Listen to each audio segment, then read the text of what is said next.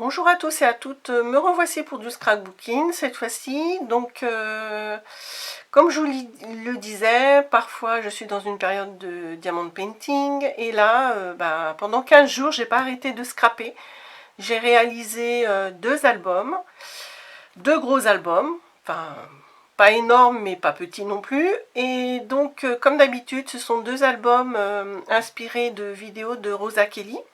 Je vous remettrai sous cette vidéo-ci le lien vers la vidéo qui m'a inspiré pour faire celui-ci. Donc je vais vous montrer celui-ci et par contre le deuxième je ne vous le montrerai pas puisque ce sera un projet pour la prochaine crop à la maison. Celui-ci, je ne vais pas faire de tuto non plus parce que ce serait vraiment beaucoup trop long. Sauf si vraiment j'ai beaucoup de demandes, je pourrais faire un effort, mais je vais pas passer du temps non plus pour une ou deux personnes. Donc si ça vous intéresse, allez, ça peut être un challenge, on va dire si j'ai une vingtaine de demandes, voilà, je peux préparer un tuto, pourquoi pas. Voilà, mais ça va mettre énormément de temps, il faut que j'écrive tout, donc voilà, ça demande du temps. Voilà, je vais pas faire ça non plus pour peu de personnes. Sinon, ce que vous pouvez faire, c'est ce que je fais moi personnellement et j'adore ça. Si vous faites du scrap depuis quelques années, vous êtes à même de faire comme je fais, c'est-à-dire que je visionne la vidéo d'une présentation. Attention, c'est pas un tuto que j'ai suivi. Rosa Kelly a fait de temps en temps des tutos en vidéo, mais c'est plutôt rare. Je crois qu'elle les commercialise sur sa chaîne. Par contre, moi j'adore visionner une vidéo de présentation, seulement présentation, et c'est ce qui me plaît en fait de faire l'album avec mes propres mesures. Voilà, je change aussi un petit peu quelques constructions de pages, mais vraiment dans la globalité, je m'inspire beaucoup de ce qu'elle montre. Et c'est très, enfin moi j'adore faire ça, c'est-à-dire que vous vous contentez pas de suivre un tuto. C'est peut-être aussi quand on a fait, moi ça fait quand même plus de 20 ans que je scrape, et c'est aussi le fait de construire par vous-même, malgré que vous ayez une base.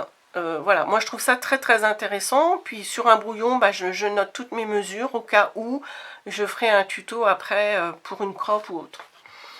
Donc, et puis l'avantage de la vidéo, c'est que vous pouvez, enfin moi je mets souvent sur pause, je prends des notes, etc. Même si elle est américaine, voilà, moi je me base pas du tout sur ses dimensions à elle, parce que moi je fixe mes propres mesures et je les change, voilà, voilà, je personnalise, on va dire, et c'est ça qui est bien. Donc pour faire cet album, vous allez voir, qui est plein de pochettes comme je les aime, j'ai pris, je vais vous dire sur quoi j'ai travaillé en base avec les papiers A3 Craft, comme ceci, de chez Craftelier. Voilà, c'est dans les 6 € pour 25 papiers, très costaud, 250 grammes, c'est parfait pour faire un album de scrap, ça tient bien dans le temps, et puis ça ne se déchire pas du tout. Donc c'est impeccable, très bonne qualité et économique.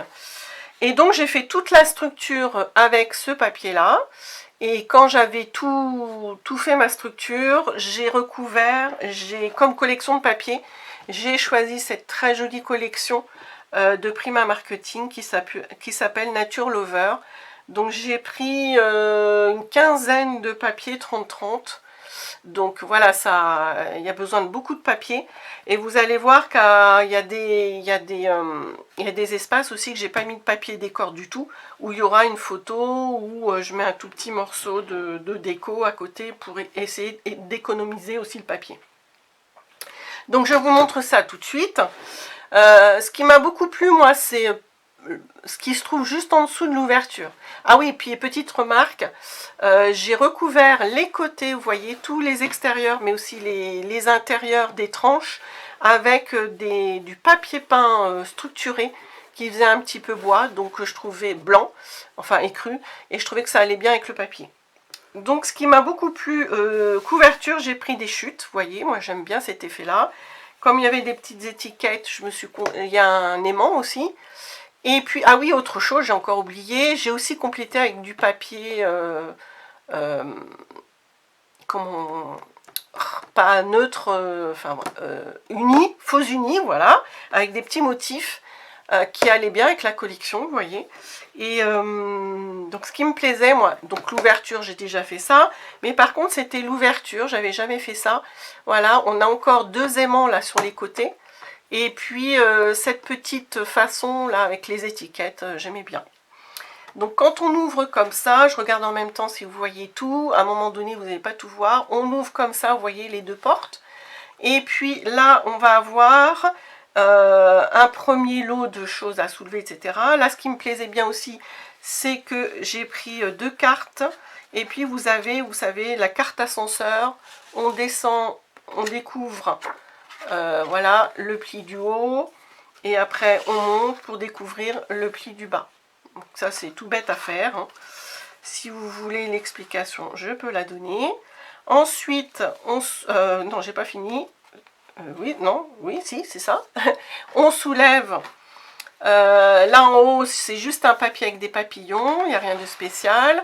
Et en dessous, donc au milieu, on a plein de petits rabats. Donc vous voyez là, j'ai mis directement, c'est quand même dommage parfois, comme c'est du beau papier recto verso, ben, j'ai essayé aussi de faire des pochettes comme ça, enfin des volets pour utiliser le recto verso. Voilà. Hop. Ensuite, on soulève. Là, j'ai fait du neutre, hein, papier faux uni et papier de la collection ici. Ensuite, on tourne vers la droite. Je vous montre. À droite, donc derrière le premier volet qu'on a découvert, on a ce petit rabat tout simplement, vous voyez, là il n'y a rien de spécial, mais on peut imaginer mettre une petite pochette ou faire une cascade, peu importe.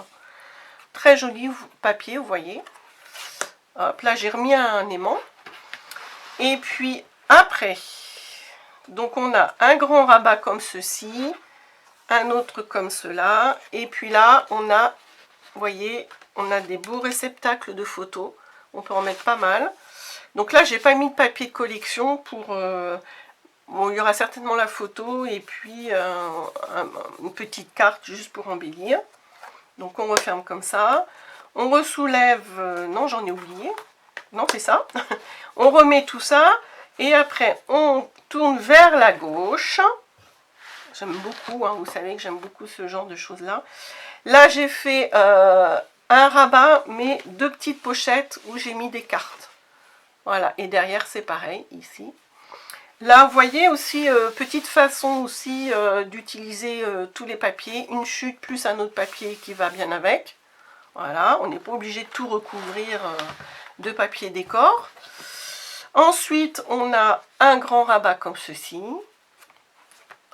Après, on tourne vers la droite et j'ai fait une grande cascade interactive sur le fond. Voilà.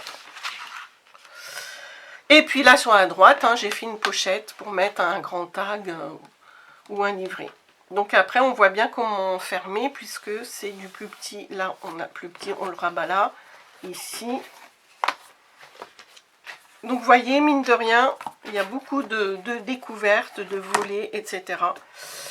Voilà, j'ai beaucoup aimé faire cet album-là. Même si ça a l'air compliqué, je vous dis, ça se fait très bien en prenant son temps, en prenant les mesures. Et voilà, le résultat, il est pas mal. Voilà, bah, je voulais vous montrer ça. Et puis, bah, je vous dis, hein, si j'ai plusieurs demandes, je peux vous faire un tuto en vidéo. Voilà, je vous laisse là-dessus et puis à bientôt. Au revoir.